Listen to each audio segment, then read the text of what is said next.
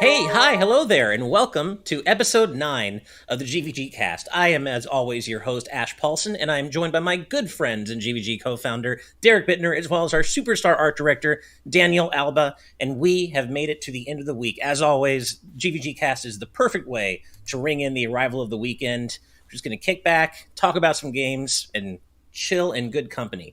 Derek and Daniel, how's your week been, guys? Productive. I'll go with productive.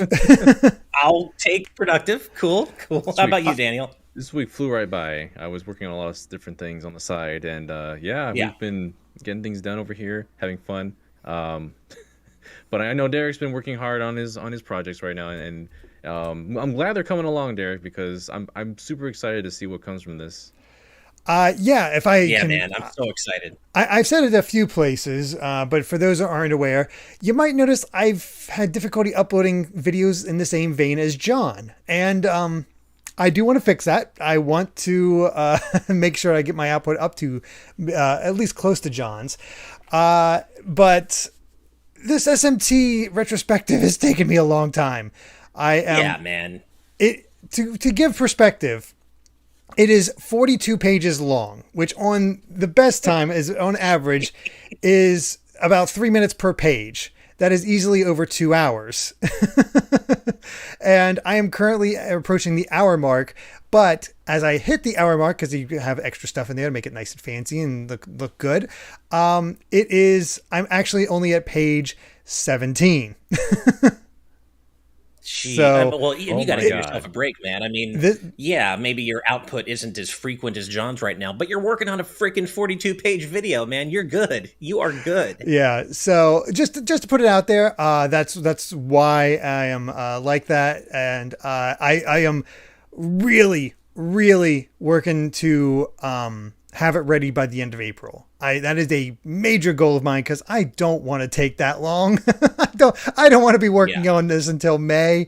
So I fortunately, to go into my process a bit, when I finished the script, by the end of it, I was just like, I'm getting the facts on the page. I don't care. Just get them in there. And so now I'm going through, I go through a set of about 5 or so pages and re-edit them. Basically make them sound better, flow a bit more, fix any mistakes I might have had, that kind of stuff.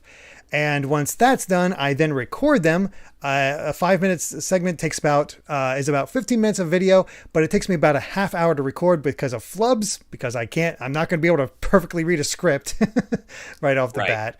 And then you got to edit the audio and of course then put in the footage. And there's some games in here that don't have a lot of footage. And so finding them has been stuff.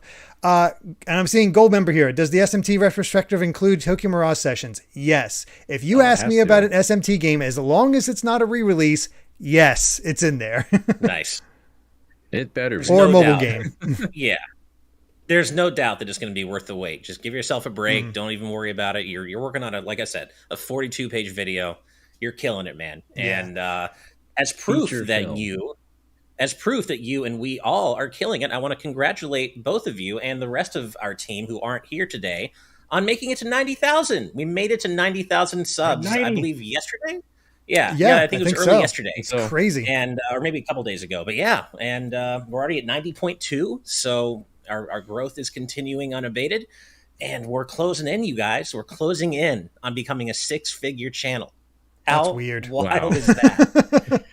That is weird. 6 figures in terms of subs. I'll take 6 figures in terms of earnings and ad rev too. But for now, for now, I'll settle for subs. That does remind me. If you guys don't mind, I did you guys tell the story of why I couldn't be on last week's episode? We did a little bit, but we didn't go like super in depth, but we told people that you had actually cut your finger pretty badly and even passed out. Yeah. And that you just needed to chill. But by all means, man, go ahead and tell everyone. You might have noticed a HelloFresh ad on John's latest video. And I was recording it, but it happened to be right before GVGcast because that was just the only time available, and it was kind of rushed. And we have a mandala, basically a really nice slicer, and I was initially making a steak meal that they had sent, and getting all that stuff. So I was like, "Oh, I'm impressed by making steak. That'll really show people that this is a good service." Because I do legit like HelloFresh. It's not part of the ad. What I wrote in that is true.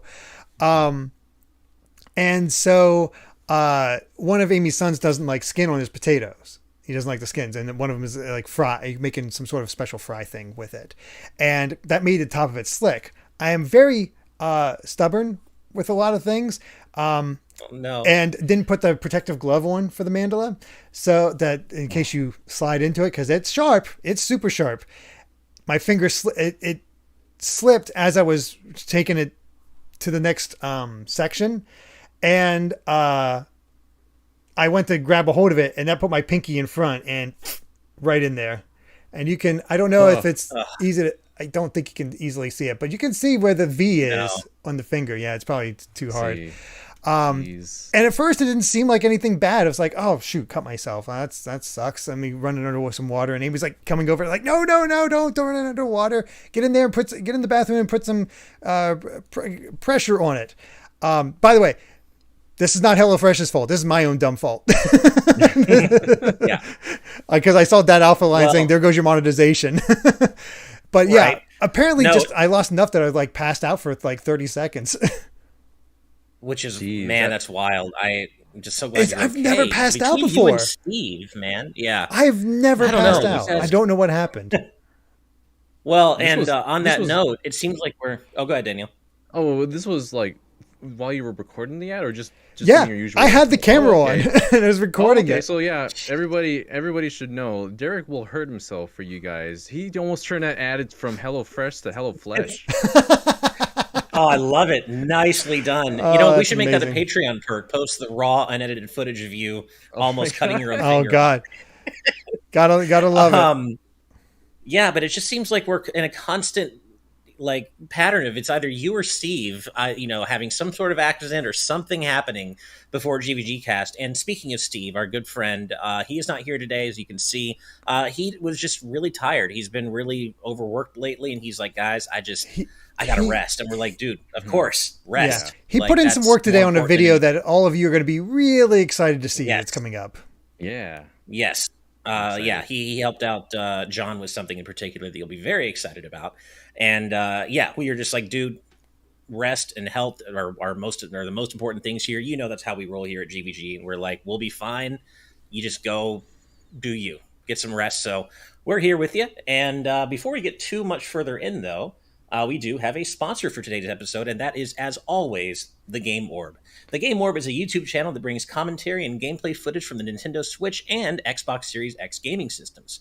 While games like Splatoon 2, Sonic Colors Ultimate, and Super Mario 64 can be seen on the channel, along with others, The Game Orb will also now be adding Pokemon Let's Go Pikachu to the gaming collection. Ooh. So be sure to subscribe to The Game Orb at the link in the description, and of course, as always, I'm going to post it in the YouTube chat as well.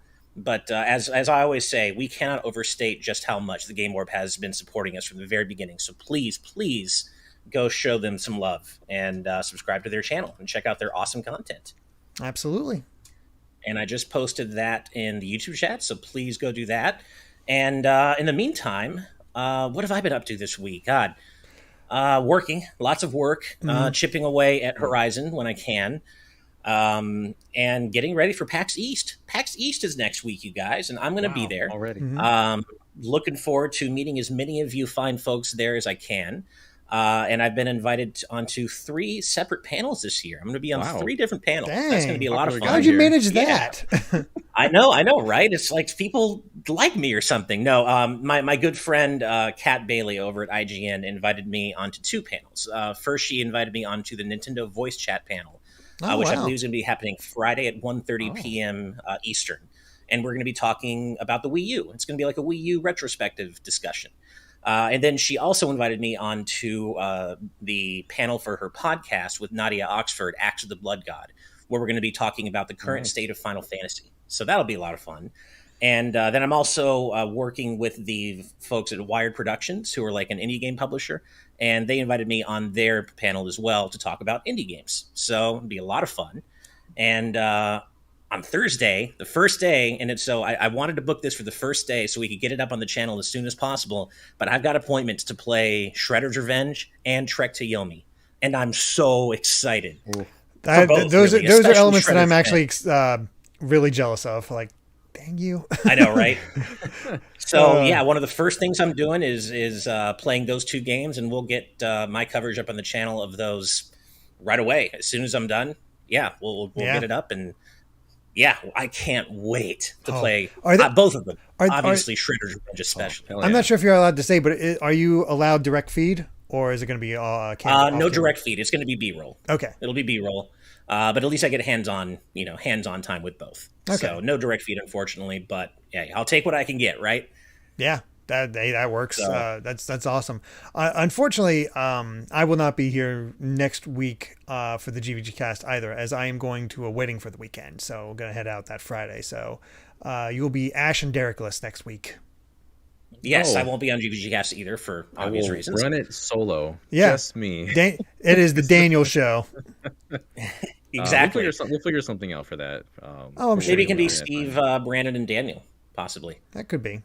Yeah, we'll see. We did talk about the possibility of John being on every 10th episode of GVG cast. I think we said every 11th episode, every the start of the next one. Okay. So it's like number 1, number 11, number 21, that sort of thing. We should also probably mention that we might be shifting our time for GVG cast. So there is a possibility. We're discussing the possibility of moving GVG cast to 5 p.m. Pacific going forward. So basically 1 hour later than our current start time. And that's primarily because Steve and I, with our day jobs, more and more we're finding that we're really having trouble being ready by 4 p.m.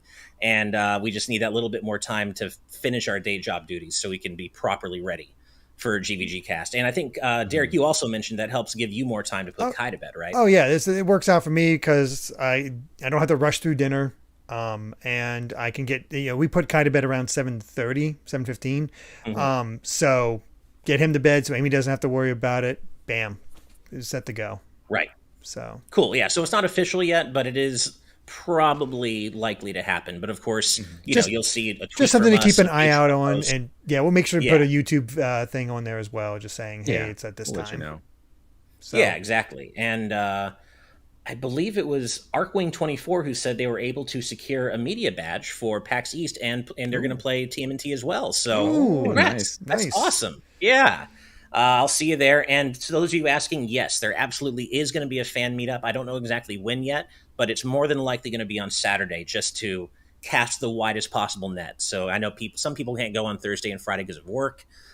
So Saturday will be, and Sunday's Easter, and I know that's a thing for some people. So Saturday will most likely be the day of the fan meetup, and I will tweet really on weird. My They account. put PAX East on Easter. It is, right? Actually, yeah, you wouldn't think so. Wait, is this weekend Easter? I thought this weekend was Easter. It is this weekend. Yeah, it's Sunday. Oh, my bad. It is this weekend. You threw me off. I'm like, why would they schedule like, PAX East on Easter? That makes no sense. Yeah, I don't know my religious holidays at all. I don't know the dates, and then I don't know holidays at all. For me, Easter is discount candy day. Like I just wait until the day after Easter, then just buy a bunch of discount candy. Now you're talking. But it's valid. Exactly right. But yeah, so it'll be on either Saturday or Sunday, the fan meetup, but probably Saturday. So keep an eye out for that. But I will be tweeting about that both on my personal account and the GVG account, and be posting in the server and the announcements. So don't worry. Wherever you are, you're likely to see, when this fan meetup is going to happen. But with that said, we have a couple of super chats already. You all are just so incredibly kind and generous. Starting us off is our good friend Jaden Buck with $5. Crazy Question Fridays, crazy question number 34. Again, Jaden, I could have sworn you said you were changing to regular questions. Remember, that was April Fool's Day. Oh, it was just April Fool's. Oh. Right. Okay. Threw you for a loop. All right. What video game controller would you use as a weapon? Man, that's easy. That's easy. The Duke, yeah. The Duke, that thing. It has to be the Duke. Somebody, you're probably going to give him a concussion. Sticking on the end of a broomstick and it's a hammer. Like it's very versatile. What do you think the hammer from Halo got inspired by? Just take the prototype PS3 controller, use it as a boomerang, as its intended purpose was. I was gonna say, actually, yeah, a boomerang controller. The PS3 boomerang controller would also be a good pick because it you get you hit once on the way there and on the way back. But I still think it's got to be the Duke. Denham McJeans has a pretty good contender in there in the patron chat. The chainsawed GameCube controller for Resident Evil 4. Oh my god, that thing! Oh, that's a good one. Such a monster. That's a good one. Well, if we're opening the door to like special controllers, I know where you're going. It's got to be the Steel Battalion controller, right? But it's also so unwieldy that it might be a little too. I mean, I guess unless you wield like one of those Star Trek weapons, the Klingon whatever things. Yeah, you're right. It might be a little bit unwieldy, but if you can manage to chuck it at somebody, that would probably do a little bit more damage than the Duke. Even. Speaking of chuck, I would also just take the Wii remote and nunchuck and just choke out my opponent. they reach for the so dark, they reach for the button that releases it like as they're choking. Like, where is it? I gotta. Yeah. Oh, Azran says the DK bongos. Nice. I mean, that's what DK did in Smash, so there you go. Yeah. True. Picture Panda Otter says, heading off, guys. I don't feel good emotionally. We'll just know that we love you and hope you have a great rest of your night. And have a great weekend, and we'll see you next time, man. Also, I do want to congratulate our community member, Cheeto Cobra, who just got a new job. Congratulations. Hey, awesome. That is awesome. Yeah, congratulations. That's always an incredible feeling, and that's a huge achievement. So hats off to you, my friend. Or proverbial hat. I don't have a hat on, but you know what I mean. All right, next up is $50. Wow, from Aramis Baramis. Thank you so much for your generosity. It's saying, hello, everyone. Hope your weeks went well. Here to show some support. Keep it up. Well, your support is so much appreciated. Thank you so much. We will keep it up. We're going to keep doing what we're doing, and but we couldn't do it without all of you and your generous support. So, Aramis, thank you so much. And then last super chat from Brady Hakes with $10. Thank you very much. Also, I don't recognize your name, Brady. It's always nice to see new people in chat. Derek, whenever you get around to covering Dandara, I highly recommend trying out the mobile version since the controls were literally made with touchscreens in mind and legit have good game feel.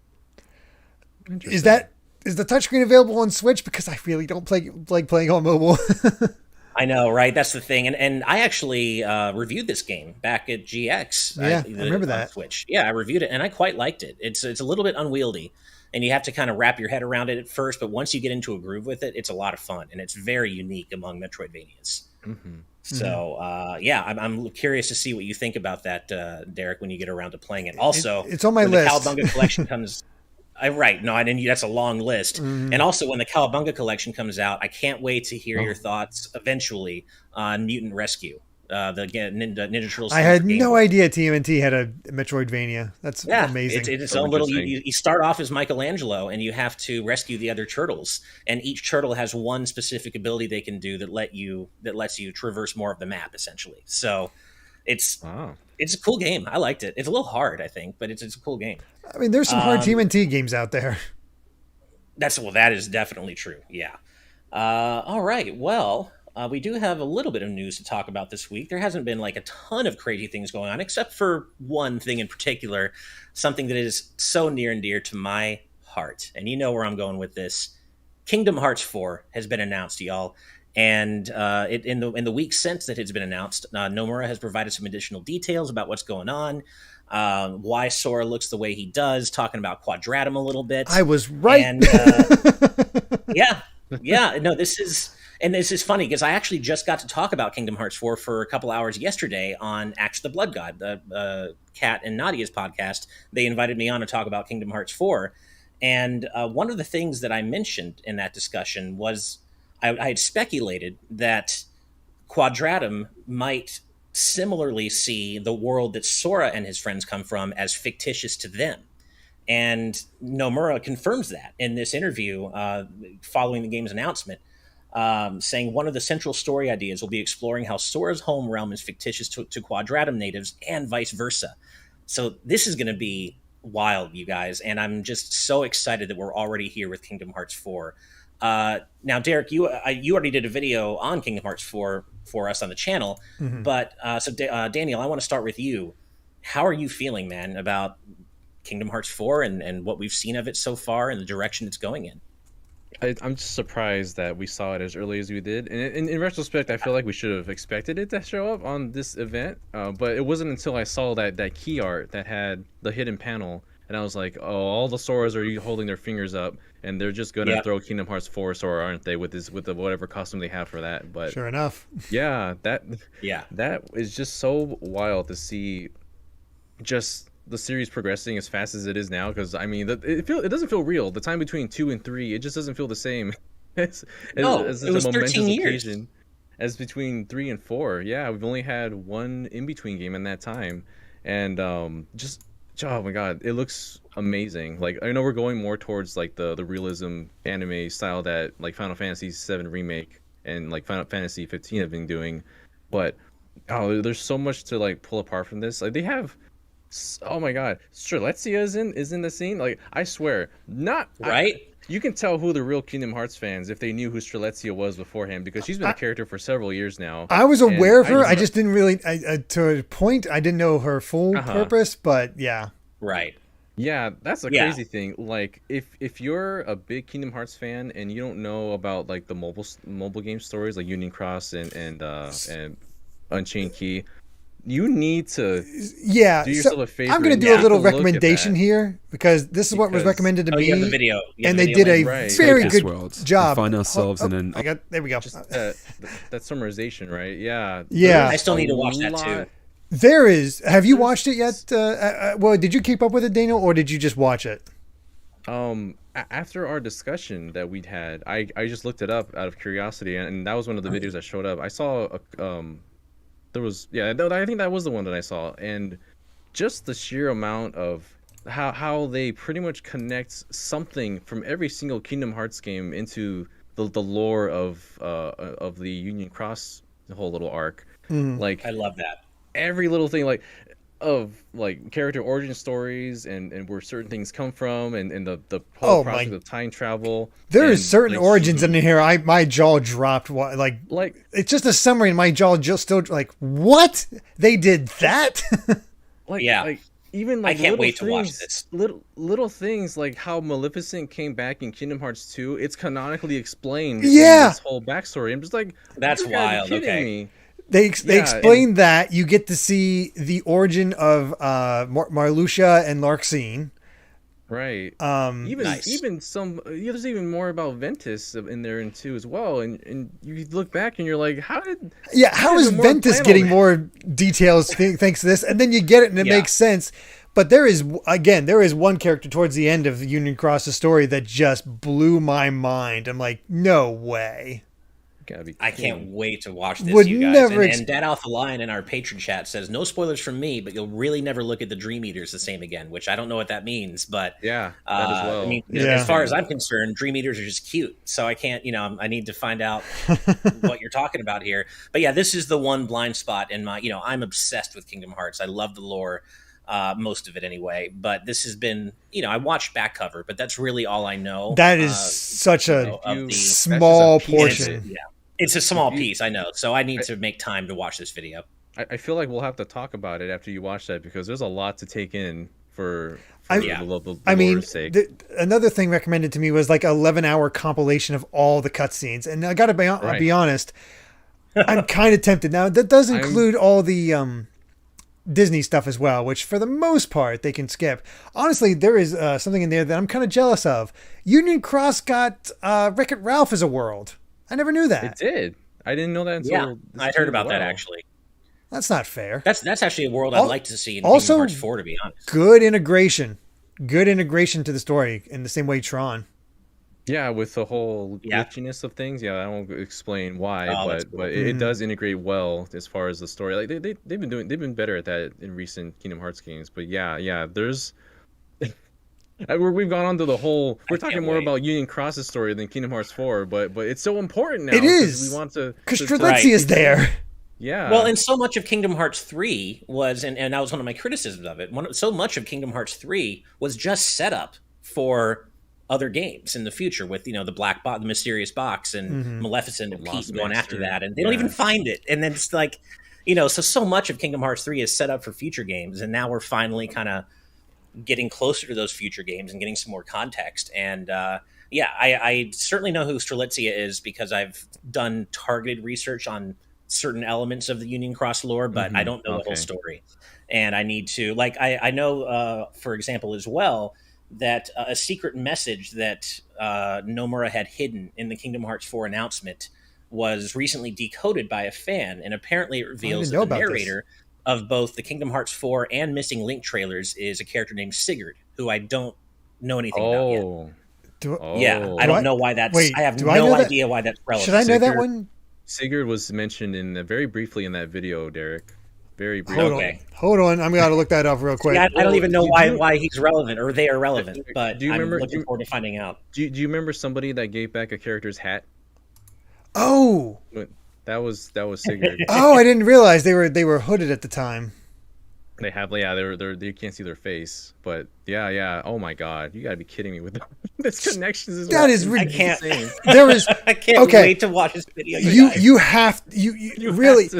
And they better do something to connect this because, my God, it really does feel like Union Cross is just absolutely required.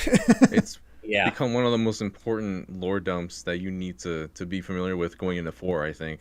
And oh my God, yeah. That's wild. Man, wow. And it's funny because we still don't really know how Yozora figures into all this. He was such a big, part of Kingdom Hearts 3 Remind. Oh my God, this new character. But then he's nowhere to be seen in the Kingdom Hearts 4 announcement trailer. And but as I said, I've said this before, and I said this on Twitter. My favorite thing about this so far, from what we know so far, is that this is still Sora's story. He's still the focus. They're not sidelining the main character like they do in some other series for the rival character or for whomever. Like, it's still Sora. We're not it's not Yozora. It's not Riku. It is firmly focused on my boy. And I love that. I still like my idea of Sora doing his own thing in Quadratum and sticking mainly to Quadratum, but it's Kairi, Donald, and Goofy going around to the other worlds and trying to find the way to Sora. Right. Yeah. No, if there were any other playable character, I would want it to be Kairi because she deserves so much better than she's gotten, except in Remind. She finally got some cool things to do in Remind, but that Remind lasted for all of an hour. So Kairi needs either her own game or needs to be a full playable character in this game. She's like the only one I think I would want if it was anything. They're almost entirely setting that up from the end scenes of Melody of Memory, especially when you consider she's training with Aqua as well. Like that's right. I feel like that's going to lead to something, and I hope so. I would not mind if 4 was set up like Birth by Sleep, where Sora, Kairi, and Riku all have their own mini stories that come together at the end. Yeah. So, and Juan Delgado makes a good point in our live audience chat, saying the reason why they're making Kingdom Hearts 4 instead of a Verum Rex game is because Nomura thought that that fans would be worried more about what's happening to Sora. They would be concerned primarily about what happened to him. And guess what? He's right. At least according to this fan, totally getting a Verum Rex spinoff at some point. Yeah, but I am glad that we're getting Kingdom Hearts 4 with Sora before a spinoff because Kingdom Hearts 3's ending just wrecked me, and I need to know what's happened to my boy. But they do make it pretty clear from the trailer that, that Strelitzia talks about how, this is a beautiful world full of life, but for people like you and me, it's more of an afterlife. So, they're definitely still rolling with, this being an afterlife or purgatory, I guess, of sorts for Sora. And Nomura also did confirm that the way he looks the way he does is because he's in Quadratum, that we shouldn't necessarily expect him to look like that in any other worlds. That makes sense. And the reason he included that at the really end of Donald Goofy is to show that. Yeah, I'd really love if they went wild with each world he goes to really matches the style of that world. Yeah, it just kind of makes me hope that... Oh, good. Oh, no, I'm just saying that all the clues leading to that we might have a Star Wars world in the mix as well. Oh, yeah. Right, we might. Lightsaber Keyblade. That they showed. Yeah. Finally. Right. But I do hope that Donald and Goofy don't ever go to Quadratum, because if they do, that means we're getting realistic Donald and realistic Goofy. And I don't know if I want to see that. It would be even better if they were just like in mascot costumes from Disneyland. Oh, my God. That would be incredible. Let's see, a couple of other things from this interview with Nomura. Just adding a little bit more context to everything, Sora's apartment is actually located in Aoyama, Tokyo, and it's going to act as the base or his hub area for the early parts of the game. So that'll be Sora's home base. But it is actually, and I think someone's actually found the apartment it's modeled on in real life Tokyo, which is wild. Which apparently, I watched this demo. I think it's Damos's, who did the summary. He also did a kind of his own analysis of Kingdom Hearts 4 and went into it since he knows the lore way better. That apartment is the same one that the Master of Masters is standing on at the end of Kingdom Hearts 3, where he puts his heart over the moon. I hadn't heard that. Yeah. That's amazing. I hope they don't do something like Sora, future Sora is the Master of Masters or some shit. I hope they don't go in that direction. But that's wild, though. Oh man, Nomura's playing 4D chess with us, dude. It's ridiculous. Yeah, it really is. Let's see. Also, this is a bit of a blow for World Ends With You fans, but unfortunately, Quadratum is entirely unrelated to the World Ends With You's version of Shibuya, which everybody's calling him out on because they got the whole quote from Neku is like, see you in Shibuya. I know. That would have been so cool to look back on Dream Drop Distance and think, oh man, they were setting that up all this time later, even if it wasn't intentional. I just wish they would have done that. That's such a shame. But yeah, so it's not related to Shibuya and the World Ends With You. No connections whatsoever. And it's a new world unrelated to any we've seen before. So makes sense. See what that means. Also, exciting on the gameplay side, reaction commands are returning. Hell yeah. I missed those in Kingdom Hearts 3. They were fun. Great. So combining everything, getting the flow motion, the reaction commands. We got that new chain whip, which that's cool. So cool. Another thing I saw on Twitter that people noticed. Sora's whole whip thing with the Keyblade chain now. People realize that's the same sound effect that Xehanort had during this boss fight when he whipped around. He learned it from Xehanort, really? That new technique. What? From that fight. From that fight with Xehanort, it's the exact same sound effect. He learned it from fighting Xehanort. That's so cool. That's so cool. I love this series, man. I love this series. This is why I don't analyze it. I love this series. I do not know it as well as some other people, and I can't. It is opening me up to like, how'd you miss this? How'd you miss this? I can't do it.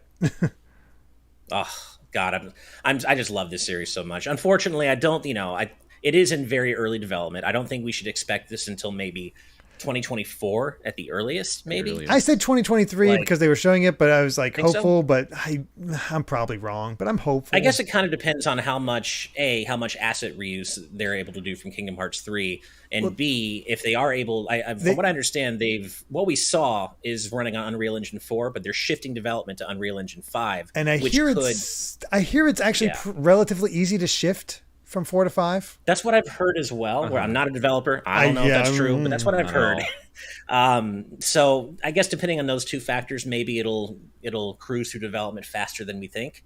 But it's still a little while yet for sure. It's not going to be here for a while. But and this is also the beginning of a new arc, the Lost Master arc. And the reason the logo looks different, Nomura said, is because it's emblematic of the fact that we're in a new story. It's a better logo. Thank goodness.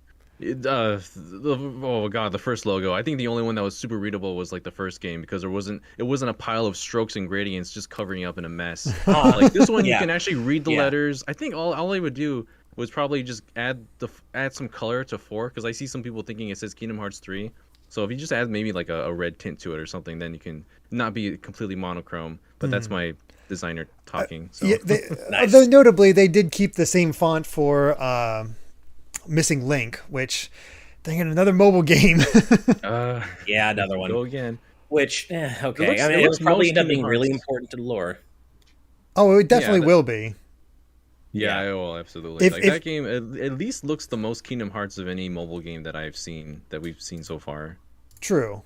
How it plays. I forget what I haven't actively looked at that trailer too much. Is the character in that what do they look like? I'm not entirely sure. They look a little bit generic to me. Like just kind of look like a generic. I could have sworn Brain was in style that character. Maybe I'm But, looking through it now. I remember Okay, the we guy have in this white, character like, in white and a hat. with the hat. Oh, and it does show that one thing. Now there's a scene now. I'm looking at it right now. It's like, oh, straight out of Union Cross. I get that now. I know where this is. Okay, I have to watch this video. Um, God, I have to watch this video. So basically, Yeah. it basically, Brain is there. honestly, it's either Brain or Sigurd. I think so, or related to that sort. Oh. It's in that timeline, which Because he's got the black hat and feather, so I'm just like, Yeah. it has to be. But I think your player character is just like an avatar of you, correct? I don't think think it's so. like a maybe Yeah, I don't think it's like I haven't seen them anywhere else, so maybe. it's the same character the entire time, and they do show Brain at the end. I didn't know who that character was the first time. And yeah. So I need to go back and Okay. watch the Missing Link trailer I after think- watching this video. yeah, I think Yeah, pretty Missing much. Link is going to explain all the lingering questions to the storyline of Union Cross. I think that's what It's that's like- going to yeah. do. All the There's mobile still- games have their own arc. I know. The fact that What there's the still hell? lingering questions is ridiculous, but this is Kingdom Hearts. So I mean, some might be answered Yeah. later, others might be answered in 4. Right. Who knows? now, do you guys think that that shot that people saw in the Kingdom Hearts 4 trailer and said, "Oh my God, that's indoor. Is that an AT-AT or an AT-AT or however you say it?" Do you think that's what it is? Like, are we getting Star Wars in Kingdom Hearts 4? How do you guys feel about Oh, I this? totally feel it. They're totally doing it. The shots I are think so, in line. It I have has a to feeling be they are. indoor. The only thing that throws me for a Yeah. loop is that they're starting with Endor. Like you would have thought they would have started with, that's Right. that's Return of the Jedi. You think they'd start with New Hope. Oh, thank you, Mito Green and Moon Rhoda. ATST. As you can tell, I'm a casual Star Wars fan. I've seen all the movies, but I don't really dig into the Star Wars lore. Oh man, Vader's super that boss. answers. I know, Oh my right? God. Well, and that actually leads to another question. If Star Wars is in Kingdom Hearts 4, and I agree that it will be, which trilogy is it going to be based on? I'm guessing probably has to be movie. I'm guessing original. probably Return of the Jedi, Mhm. maybe, but I don't think it's going to be the new trilogy. I don't think so. Maybe, but I feel like they're going to go with what is safe and what they know people love, and that's the Luke Skywalker trilogy. Oh god, yeah. Yeah. This opens the doors for so many things. Like, if we're getting Star Wars, are we also going to see Marvel in some capacity? Yeah, as that's well? the thing that Stag I- Nasty just asked. I could see Marvel be in there, but it can't be New York because it's just so similar to Quadratum. So what other Yeah, so location that would they probably do means probably not for? Spider-Man. Yeah. So what? Yeah, What? I mean, That's the thing, maybe yeah. Asgard. Huh? Because Oh yeah, I guess they could do Asgard. originally I Yeah. considered, like, what if they did the first Avengers movie and just had, instead of aliens, it's Heartless descending onto New York. Oh, instead, that'd be in, like, cool. That's what I That was would be thinking before they amazing. did this, but I'm just like, oh man, what are they gonna do if it looks too much like Quadratum? Because that would be perfect. Because they just actually incorporate multiple heroes and Mhm. I'm not gonna lie. Like, even if New York would look too visually similar to Quadratum, getting to fight alongside Spider-Man would be so cool. Like, come on, that They would be can move amazing. around all over And- together with the chain Yeah. whip and with web slinging. Oh my Oh god! yeah. And I also love. That's a great one, Juan Delgado. Wakanda. Wakanda. They could go to Wakanda Yeah. and fight alongside Black Panther and Shuri. That would be so cool. I mean, there's so much cool stuff they could do. Stag Nasty says Guardians of the Galaxy. That Also would be true. amazing. Yeah. God, that would be cool. I don't know if they'll do Marvel. I feel more sure about Star Wars, about that actually being an Oh, yeah. intentional tease. That's But hopefully Marvel does. Maybe something will happen with it. Okay, before we move on, I'll ask you both if you could have one Disney franchise or Disney movie you could choose to be in Kingdom Hearts 4, what would it be? And if you don't have an answer right now, I can go ahead and give mine. I So think can I give got you a mine. I chance to mentioned it think. before. It's the one that just comes right to Okay. right to mind as soon as I saw this and maybe getting the theme. Oh, and sorry, Pixar counts too. Disney or Pixar. Well, that's good because I'm saying Coco Okay. because Kingdom Hearts Okay. 4 Oh, in yeah. an afterlife setting with all the Oh, skeletons and uh-huh. that beautiful backdrop. Holy crap, Coco would look so Yeah. freaking gorgeous in that game. It's so thematic That too. would Yeah, as be- you mentioned, the whole like Yeah. crossing worlds from life and death. That could Yeah. easily cross Afterlife. into that as well. Yeah, What about you, Daniel? I was thinking Coco, but now we got Sorry. that one covered. What's yours, Ash? I'm gonna try and think of one real quick. So mine is one that I've actually wanted for quite a while, and I was disappointed it didn't make it into Kingdom Hearts 3, and that is The Incredibles. I Oh think that yeah. world is just Oh. perfect for Kingdom Hearts. I want to But fight alongside the every member of the family. the problem Like, is, if you have Incredibles, do you also have Marvel? you're right. I mean, Yeah. you might not be able to have both. I would be perfectly fine trading Marvel for The Incredibles, though. That's one of my favorite Pixar movies, and I just think all the cool stuff all the different members of the family can do could just make for such fun gameplay stuff in Kingdom Hearts 4. So I don't know if they'll do it, but yeah, The Incredibles is what I'd like to see. Big Hero 6 is already a Marvel property, Brandon, but it's so different from its original comic book creation. It was treated more as like a Disney film. So it kind of fits, but it also kind of doesn't. It's not the MCU, for example. Yeah, Right. that's true. All right, Daniel. So what about you, man? You know, I was Ooh, gonna launcher. another one that I was thinking of saying, but is actually already implemented is Wreck-It Ralph, because that's actually already in the Union Cross games Yeah. as an explorable world. So as you mentioned, like the Yeah, whole I would love that in Candyland 4, was though. I there, would love that. Mhm. Yeah. because that's kind of another aspect of crossing from one world to another. So Right. Brian Carmargo says Wall-E. Watcher says Moana. Moana was great. As long as they do it better than the Frozen world in Kingdom Hearts 3, because that was easily the low point of that game. Just make it the realm of And monsters and have fight Tamatoa. yeah. God, I mean, there's so many directions we could go, and it's so fun to speculate. But we do actually have a few other things to talk about today. We still have yeah, patron topics to discuss, so We I don't want want to to go keep too going, long. but I know we got to move on. So we'll be talking plenty more about Kingdom Hearts 4 in the months to come. I know we will. But with that said, let's go ahead and read out a few more super chats and then talk about our other main news story of the day. First up, Lizard81288 with $5. Thank you, saying IGN tweeted out that they pay freelancers $20 per article. What do you think about this? It's better than getting paid in exposure, but is that comparable? Depends on the article. Yeah, I think it depends on the article, because I- articles can be any Yeah, different length. I think right? these are news articles, correct? Think about that's what I Think understand. about your typical news article. That's what, maybe 500 words. That's pretty good. I think that seems, seems decent. Yeah, I mean, we don't know enough of the details, I guess, Yeah. in the context to know. uh, One thing I do know for sure, though, is that people have been harassing people like my friend Kat over stuff like this, and it's not her fault. It's not the writer's fault. Yeah, It's the shoot the brass. It's messenger. top brass. Yeah, like that is The what I'm fact that so they're not okay being with. so up, the fact that you're getting numbers at all is incredible. Yeah. It does not happen. I do think on the face of it, with no additional context, it should probably be more, but it is still better than being paid in exposure. And I hate that nonsense. Oh, you're getting paid in exposure. Okay, great. But exposure doesn't pay the bills, man. Like, Right. I can't stand that stuff.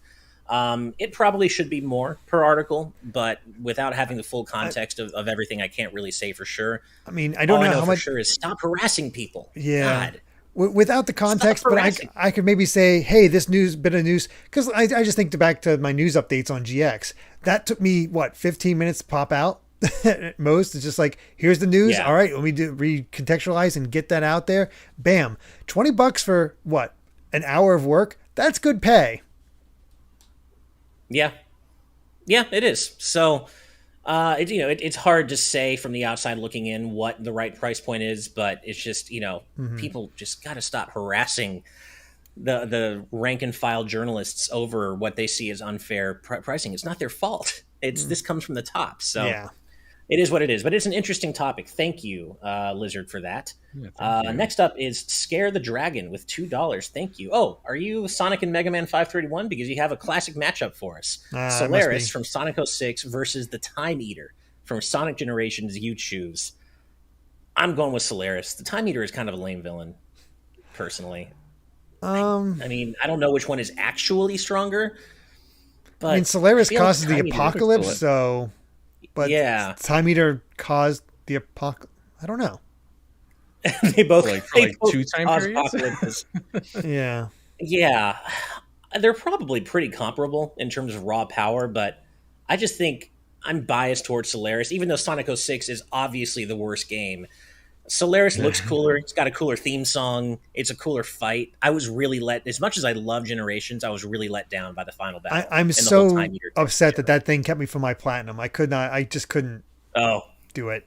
Got every other trophy in that game. I couldn't get that freaking no-hit run on the final boss. Screw that. Jeez, yeah. Jeez. Yeah, I'm going to go with Solaris. Yeah. Yeah. All right. Next up is our good friend Titus Malvolio with $5. Thank you very much. Saying, did Kingdom Hearts 4 get announced last weekend, or was that a fever dream? Well, unless the discussion we just had was also a fever dream, it did indeed get announced. And it's so funny, too, because I was staying up late that night waiting for any news at all. Right. And I fell asleep like half an hour before Kingdom Hearts 4 was revealed. And so I woke up to all these tweets like, oh my God, why hasn't Ash talked about this yet? Is he okay? Someone check on him. Like, why hasn't he said anything about this yet? Yeah. And I fell asleep like 30 minutes beforehand. I was kind of thinking that myself because I was just up working on something really late, and then I saw this was like just dropped out of nowhere, and there was just this series of 3 trailers, and I was just like, oh my God, this is actually happening, and no one in our crew chat is talking about it because everyone's just asleep. I was asleep, so I woke up, saw all this, and like, oh crap! And we got the finale of Dark Road coming. We got this missing link, and 4. Oh, okay, right? Yeah. Next up is Stacy UK 1982 with £10. Thank you. For those of you who go between Nintendo Switch and PC, how do you deal with A and B and X and Y swapping places? I've been dealing with this for over 20 years and haven't found a solution that I like. I don't switch between Switch and PC because I don't really play PC games much, but I do switch between Switch and Xbox, and that's the same issue. And I have to say, I am consistently stymied by the reverse locations on the Xbox controller. It trips me up, and I haven't really found a way to get past that, honestly. What about you guys? I'll find out soon, but I can go between the the PlayStation controller and the Switch controller, no problem. I don't have an Xbox, so I don't know. I know when I play a few times on PC, it's kind of trips me up, but I don't know. I just muscle memory builds in. Mm-hmm. So yeah, I mean, I heard some people they would just like remap it just because it makes more sense to them if they can. But otherwise, it's just something I kind of just got used to. Just the button locations for all these. And I also don't really play PC or Xbox as much, so I guess it doesn't affect me as much as it does for some people. But it's more like just for as long as I play games, I just kind of learn it really quickly as we play through any kind of game because it's just I don't know. It's just the way it's set up to be, and I mean, sure. What else can I say? I will say it has gotten a bit easier for me since I've been playing more of our amazing community member Becca's Series S, and then my own Series X. I've been getting more used to it in the switched A, B, and XY, so I'm getting better with it. But it still is kind of a thing where I'm like, oh yeah, no, I'm not playing on a Nintendo controller or a PlayStation controller. This is a bit. It's something I'm not as used to, having primarily played Nintendo and PlayStation platforms for most of my life, but and only really playing Xbox 360 hardcore when it comes to Xbox systems. So I'll get there, though. I'll get there. Okay, last super chat for now. PK Deluxe with $5. Thank you. Greetings, all. Gonna finally give Sonic 2 a watch tomorrow. Just wanted to share the excitement. Nice. Hell yeah, man. You're gonna have a great time. No spoilers. Would dream of spoiling you. Just go in and have a blast. You're going to love it. I'm sure you will. So I hope you enjoy the movie. My favorite part was when Big the Cat impaled Eggman with his fishing rod. That was really powerful. I didn't see that coming. That was wild, right? That was insane. So brutal. Right? Yeah. Really advanced his character arc. Yeah, exactly. The weird thing is when he pulled Froggy out of Eggman's chest, I did not see that coming. It's just like an episode of Alien. Or when we found out that Elise is actually Knuckles' mom. How did that happen? Yeah. Oh. Yeah, right? That's went really some weird directions. You really think about that. Yeah. Before I move on, just really quick, I want to give a quick, shout out, rest in peace to Gilbert Gottfried, who did play Iago in Kingdom Hearts. He passed away earlier this week. So that rest in peace. Sucks. Thank you. Just out of nowhere. It sucks. Such a incredibly talented voice. guy. Yeah. Recognize that voice. Rest in peace. Yeah. I used him in a video because of the "you fool." Yeah, Right, you did. yeah, yeah. Okay, so we have our other main news topic to chat about for a little bit here, and that is that Bandai Namco are developing a remaster or a remake, we're not sure which, of a Nintendo 3D action games, according to job listings that are kind of detailed on Resetera, or Reset Era, however you want to say it. So there is a job listing for a planner of a 3D action game project contracted by Nintendo. And then another listing appeared for a visual artist for the same contracted 3D action game. And then another listing that clarified this game as a remaster or remake working on the HD remastering of 3D backgrounds. So, of course, this has led to rampant speculation this week about what exactly this game could be. And I made the thumb for today's GVG cast. I make most of the GVG cast thumbs, so I inserted my bias. I'm just going to come out and write and say it. I hope it's Kid Icarus Uprising. I don't think it is. I don't dare to hope for that, but I mean, God, I want it to. Bandai Namco has worked quite a bit with Sora, so Nintendo. Yeah, and there's So there's that aspect. I mean, I think the likely candidates are Kid Icarus or Star Fox. yeah, and that's why I put Fox on there too. And actually, my friend Kat, when I was on Axe of the Blood God yesterday, we talked about this, and she put forward Star Fox Assault. She was like, "I think Star Fox Assault has always been a little bit underrated. I want it to be Star Fox Assault." So, but that's what I see in general, either Kid Icarus or Star Fox something. And I want to believe it's Kid Icarus, but Sakurai has gone on record saying that he just has no interest in remaking it. That it's just not a priority for him. He doesn't have to be Oh involved. no, he doesn't. But no. So maybe that's what it is. I'm seeing a few. Let's see, where'd it go? ToonJ723 in our live audience patron chat says Metroid Samus Returns, which I like that idea, but it is a 3D action game specifically. So that's why we're getting a remake I of think- Other M. Oh God, that's what that Alpha Lion yes. said. Metroid Other M HD. Can you imagine if that's what it ended up being? Oh my God.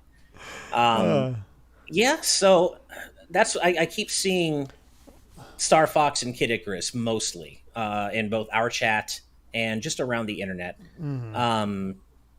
Yeah, there's really not a whole lot we can do. That's at the this thing. point There's not a other lot than of speculate. action games on Nintendo's plate. Really, Pac-Man World Right. 2, baby. that'd be cool. There you go. Yeah. Give us back the pack. Man, if that did lead to Kid Icarus Uprising on freaking Switch, God, That'd be amazing. do we think we could consider Eternal Darkness a 3D action game? Would that count? I don't think there's not much action to it. Not No, not strictly. yeah. Kind of adjacent, yeah. So maybe, so probably not that. Dan Alpha Line mentions Wario World. That would be random, but yeah, I don't know. that was a thing that existed. It was a pretty cool game. Yeah.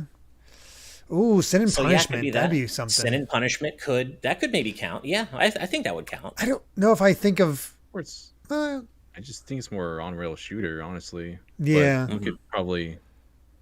I don't don't know. know. Star Fox or Kid Icarus just makes the most sense to me. Oh, and Seesaw24 makes a great point, saying as a bonus, Star Fox Assault was developed by Bandai Namco. That's true. Yep. So they would be, Yeah. ideal to remake it if that's what they're doing. So, and Star Fox is in a weird place right now. Like where does the series even go after Star Fox Zero and the way it flopped? And maybe a remaster of one of the lesser known games in the series is a way for Nintendo to kind of test the waters and see how much interest there is. Build off in of Star that Fox instead going of forward. Zero. Definitely. I would much rather them remake something like Assault or even Adventures or even Command over just porting Star Fox Zero. I just I just feel like Zero was an interesting experiment, but not really the way the series needs to move forward, if that makes sense. But who knows? It sounds like we're all kind of landing on either Kid Icarus Uprising or Star Fox something. And I think those two are probably, ironically, the likeliest candidates. I never would have expected to say that Kid Icarus Uprising is The most likely of anything. Likely. the most likely of Yes. anything. But God, I hope it's that. We'll see. I hope it's that. But yeah, hopefully we'll get more news on this before too long. So yeah, there are a few other scattered news stories for the day, but those are the main big, or for the week, but those are the two main big And we've already ones. gone pretty long And because of Kingdom Hearts. exactly, Yeah, yeah, Kingdom Hearts as kind of it took up a would. bunch of time.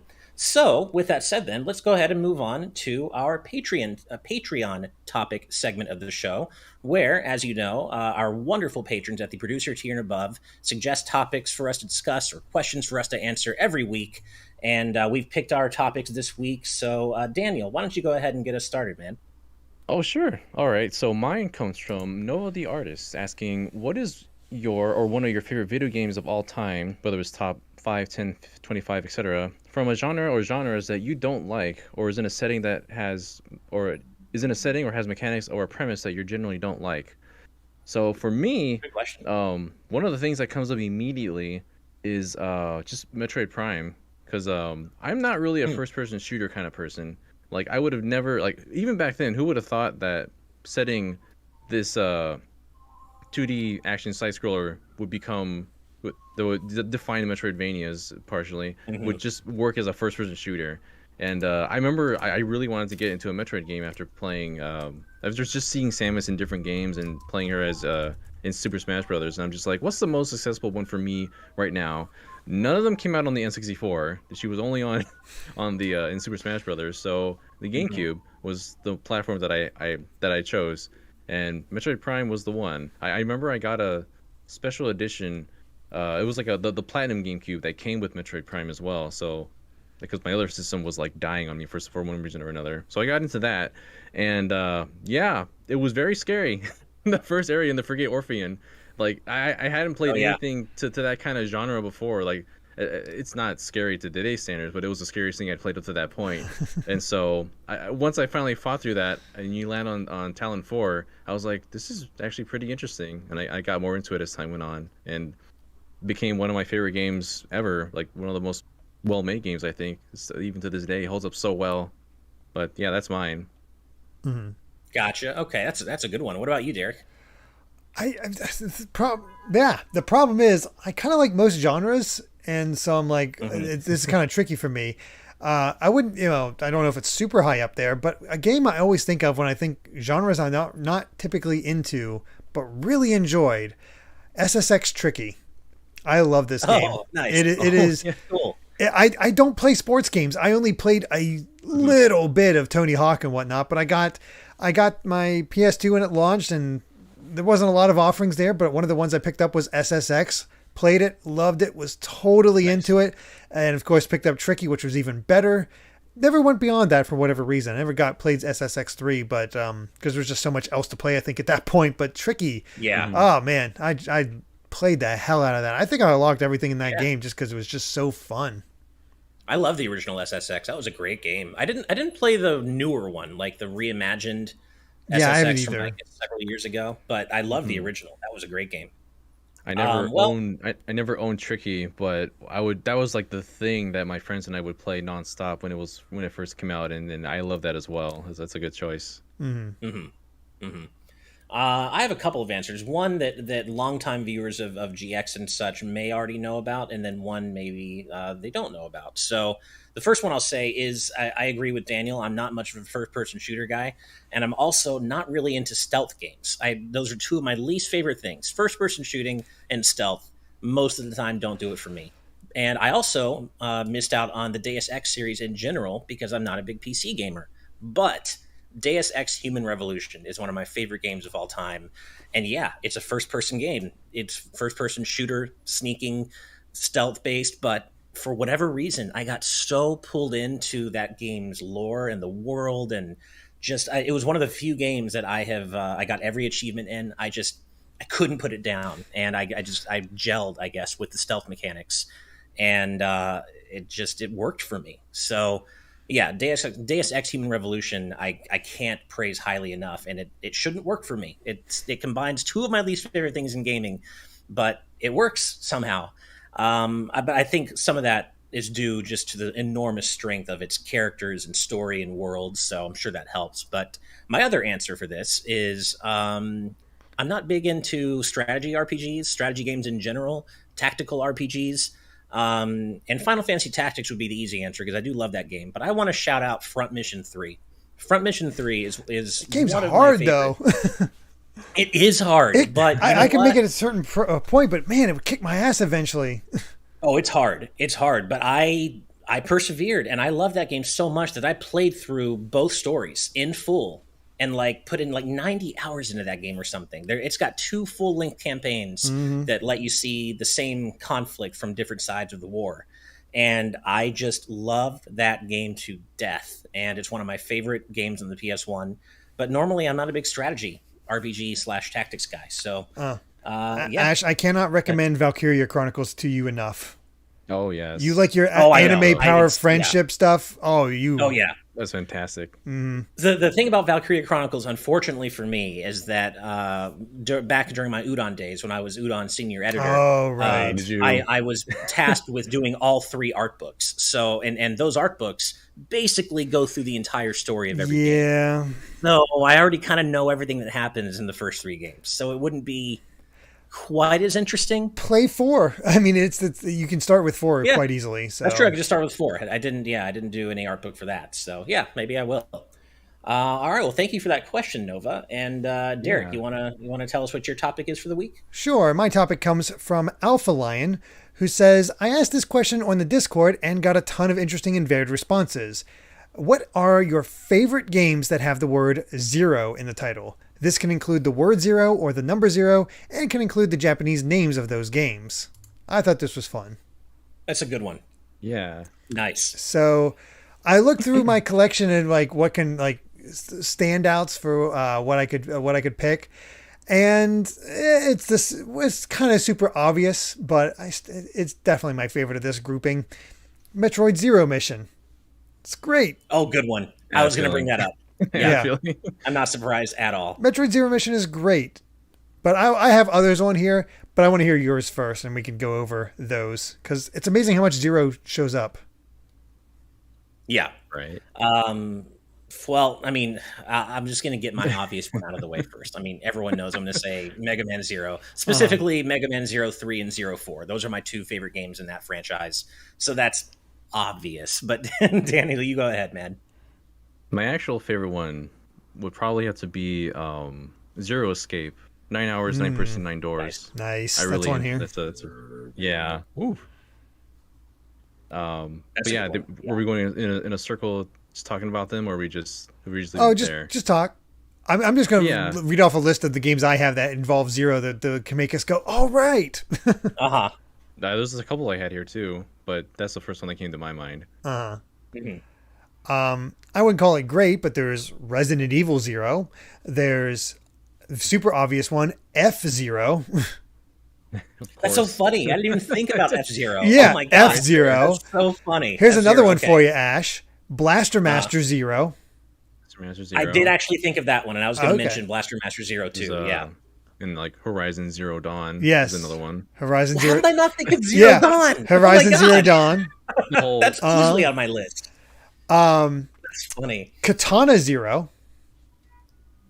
Okay. Indie game. Metal Gear Solid 5 Ground Zeroes. Ground Zeroes, right. Yeah, the only good part of MGS5. And then actually, Dan Alpha Line has a couple other ones. Street Fighter Alpha and Fatal Frame in their Japanese titles. I guess Street Fighter Zero. That's what I was going to say. There you go. Yeah.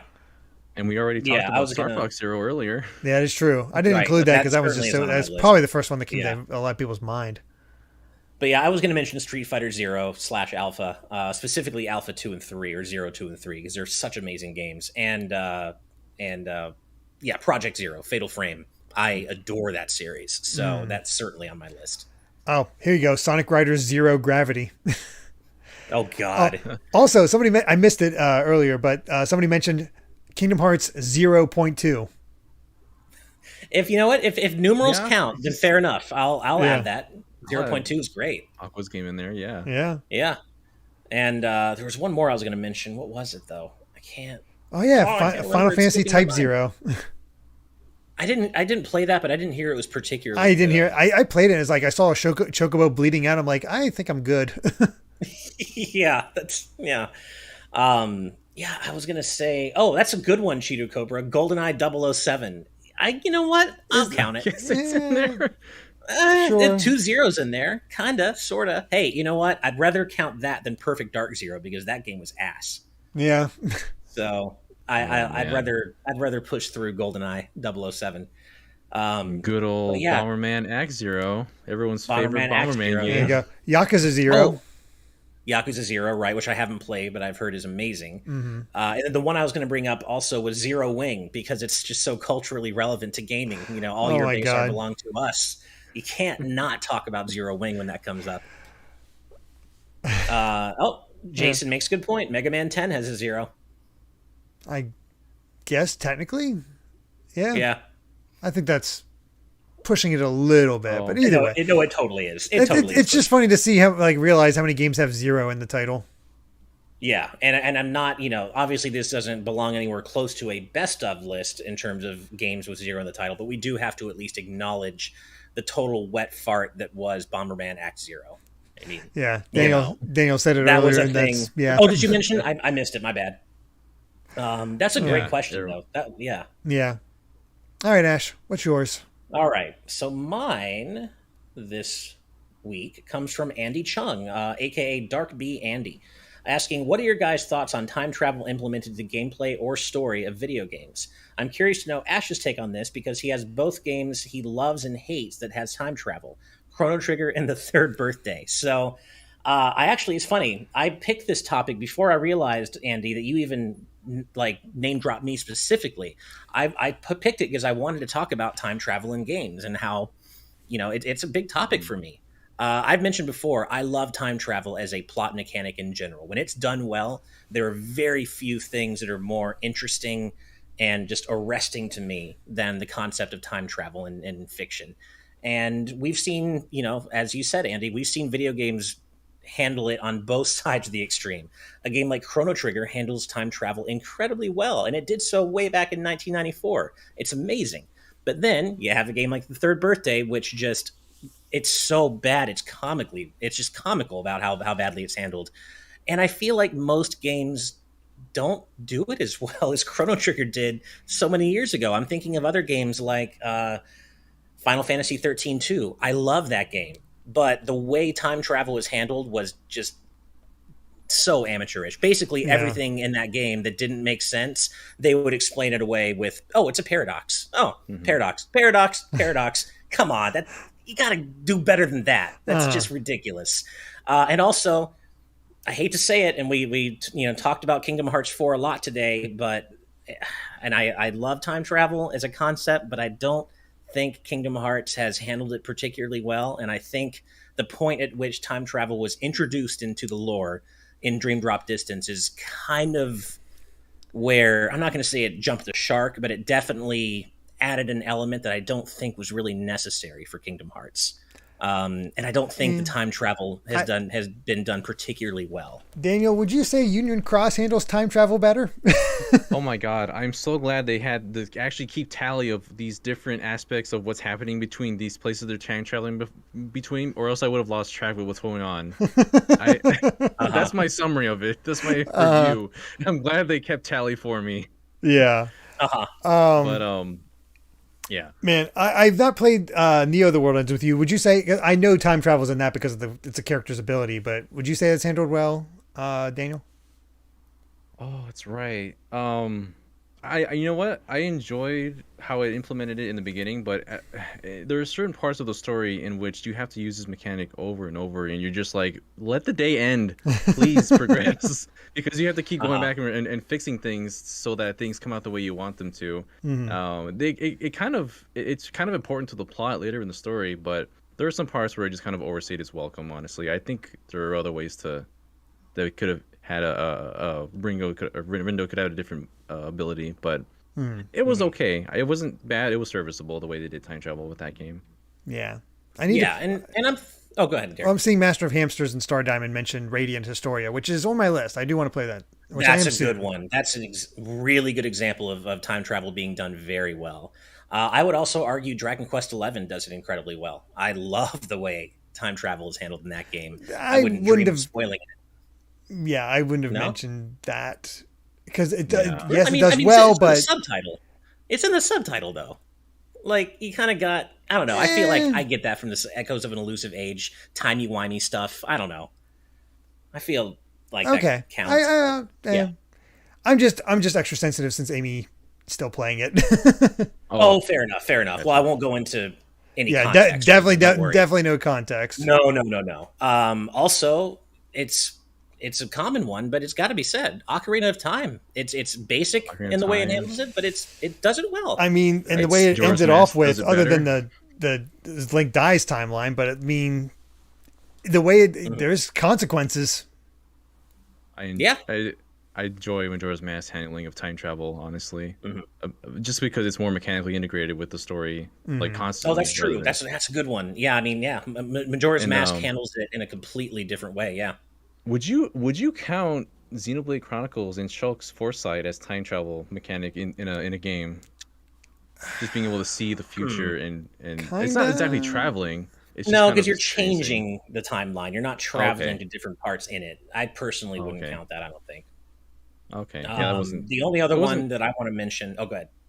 that wasn't strictly my answer. The one I Oh, was okay. gonna pick is 13 Sentinels, which recently just Oh came out yeah, very I recently on the do want to Switch. Mm. play that.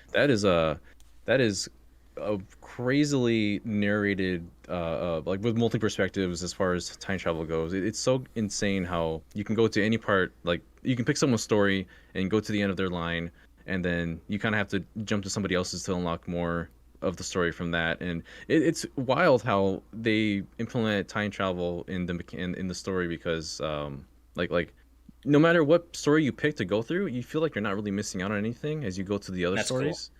And it's kind of They it's very they oh handled it pretty well in Odin Sphere, so like it's like they're really good at that. yeah, Yeah, they handle it's so there's so much to take in that they have like a couple of encyclopedias to help you keep track of the entire storyline, which is That's handy. handy. Yeah. And yeah. yeah, All, that story blows your mind. real quick aside, I'm very excited that Grim Grimoire is being remastered. Oh, Did Oh you guys yeah. see that? It's the one like I didn't. Vanillaware that I've game I've never played, and Hmm. I'm like I've always looked at it on the PS3 like eShop, not eShop, but online shop, and be like, I do want to check that out. What's it called? Grim Grimoire. It has a pretty fun name, but basically you play a witch. It's a same beautiful art style, except you're a witch going to a wizard school learning to control monsters, and it's a strategy RPG. Oh, okay, cool. And beautiful art style. Where is it? Oh, that's annoying. I wish No I could worries. more easily find it, but yeah, check it out. Grim Grimoire, and Okay, I'm excited. I've heard of the game. I haven't played it myself, but I've heard of it. That's the title. Grim Grimoire Grimoire. once more is the remake Oh, title. okay, cool. Um, yeah, it's funny. I've just been thinking about how the third birthday handles it, and it's just, God, I can't believe that game turned. I can't go into it. It makes me too mad. But the other one I was going to Mm-hmm. say that I think does handle time travel very well, at least in a story sense, is Okami. And I won't go into spoilers, of course. But Okami has an element of that to part of its story, and I think it's handled pretty well, very well, I'd say, in fact. So, yeah, I think you can find quite a few examples on both sides of the line, but It's like movies. probably They more have some movies that examples. handle it well, some Yeah, movies that handle it really poorly. but I still think funny. Like I said, all these years later, I think Chrono Trigger still has done it best. It is amazing how Well, they kept it just simple. they kept it simple, but Mhm. also like it is simple mechanically, but it still allows for really deep storytelling. Mm. Like it allows for a lot of really great lore and world building, even though the way it's communicated via gameplay is relatively simple. And yeah, it's amazing how it strikes that balance. I've Yeah. seen some people mentioning Sonic CD, and I would argue that it's both. I don't think it's handled that well in gameplay because I think actually getting to the different eras and finding a good place in levels to build up enough speed for enough time is not great. But seeing the different versions of each level and hearing the different music and the different takes on each level theme, I think that's done really well. So aesthetically, Sonic CD does it really well, but gameplay wise, not so much in my opinion. Makes sense. Mhm. All right. Yeah. All right. Well, that is our Patreon topics for the week. Thank you all so much. And if you want to find out more about how you can get in on that action, head on over to patreon.com/gvgaming. And the producer tier is what will allow you to suggest topics for us to discuss each week. And you get to vote on topics for us to discuss in our weekly discussions each week. So that's also a lot of fun. With that said, let's read out our last few super chats and then head out into the post show. So first of all, we have Acebreaker with $5. Thank you very much, Acebreaker. Started the Kingdom Hearts series a week ago after hearing about Kingdom Hearts 4 Online and currently at Kingdom Hearts Rechain of Memories. Nice. Enjoying it so far. Well, that's awesome. One of us. Join us. All I would say is if you're playing Chain of Memories right after 1, you might get burned out at some point. And if you start feeling that burnout, just stop and watch the rest of the game.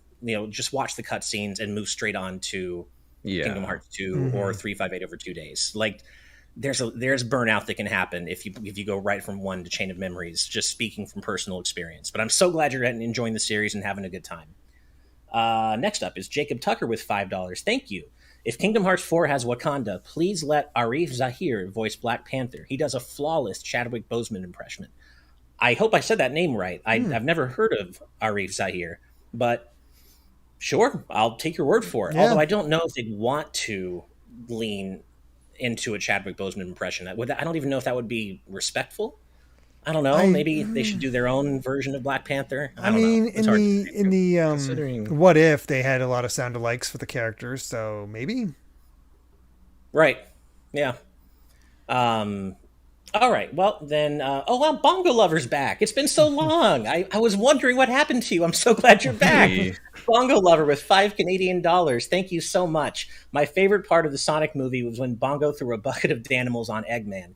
Been a while since I last caught you guys live. Hope you all are well. Well, thank you so much. We're so glad we're always happy to see your name in chat, Bongo Lover. And I hope you're doing well. We all hope you're doing well as well. So, yeah, that is our last super chat for the day, which means we have made it to the end of episode 9 of the GVG cast. Thank you all so much for hanging out with us. We love doing this with you. You know we do. We say that every week. But seriously, thank you so much. And as always, we have to give a special thank you to all of our patrons at the producer tier and above for helping to make this show happen, because without you, we couldn't do everything that we do. So thank you so much. But also, as always, we have to give an extra special thank you to all of our wonderful patrons at the executive producer tier and above. And those fine, amazing, incredible folks are Brandon Bovia, Cutie Caitlin, Fangs, Dan and Twistle, Z Patty, Hyrule Hermit, Sky Blue Flames, Eastman 23, Adam O'Sullivan, Richard Herrera, Logan Daniel, Christopher Baque, The D-Pad, Vesmio, Waffle King, Beerche 373, Critter XD, Kitty Kong Fax, Angel Martinez, Joshua Hunter, Benny Yao, Azran127, Black King, Pagrima, Geller, Joseph Rutkin, Titus Malvolio, Geeky Griffin, Lucky Wonderfish, Kyle, Top Dog 23100, Young Ben Kenobi, Doug Shomix, Andrew Medeiros, Aurum, Becca, Rocks the Cat, Killamox, Eddie B, Kai Ed, Kit Fisto, Kenneth Lee Stingle, Jessica Toad, Deaneth, Sci-Fi Lullabies, Michael McCaw, Matthew Wong, Goron Amber, Straight Lace, Justin Matthews, Hoobie, Too Much Spaghetti, Mega Conrad, Ascaron 809, Ryaner, Captain Finlandia, Nathan Steele, Spicy Pand Otter, The Game Orb, Dano the Artist, Super Gamer Dude 101, Grantles, Ravelox, Synchro Lord, Rosa Pardo Bowling, hi Steve's mom, Kane Woolley, Skull Kid Tiger, Dark Steel 01, Jason Uloa, Jaden Buck, Phantom Project, Cystic Warrior 29, DJ Jurassic, Super Dank Awesome Unicorn Guy, Dinner Sonic, Darik, Jeff Ed, Nova the Artist, Stag Nasty, Mumbling Yeti, Cameron Sharp, Screamo Shaman, Mason Riley, Keel, Willow Pingree, Santi the Person, Brendan Hesse, Hustlebun, Noah Fitterer, Calvin Atkinson, Ryan's Fault, Brainchild, Pat Pending, Jim Wakelin, Lauren Bond, Sridhar Ayala, Gavin Twaddle, Andy Mine P, Ad, Jughead 870, Alpha Lion, and last but certainly not least, Lord Metarex. Thank you all so much for your incredible support of everything we do here at Good Vibes Gaming. And before I sign off, I just want to address something I saw pop up in chat over and over again during the show. John is not here because it is, well, now it's 1:30 in the morning for him. This show starts at midnight for him. So as we've said before, we are all about healthy working conditions here, getting sleep, getting rest, spending time with your family. So we don't expect John to be here at midnight. We hope that he'll be here on GVGcast once every, little while, but in general, attempting for once every 10 episodes, but yeah, it's not something we want to make too common. Exactly. Once every 10 episodes, but we never ever want John to feel like we expect him to be up at all crazy hours of the night with the time difference. So that's why he's not here. Appreciate you all understanding. And that is it for us. We're about to go do our patron exclusive post show. Please do head on over to patreon.com/gvgaming and check us out there. But even if you can't, if you just subscribe to us right here on YouTube, hit that like button. We'd really appreciate it. That's all from us today. Thank you so much, and we'll see you next week. Good night and good vibes. Bye, everybody. Bye. Till we meet again.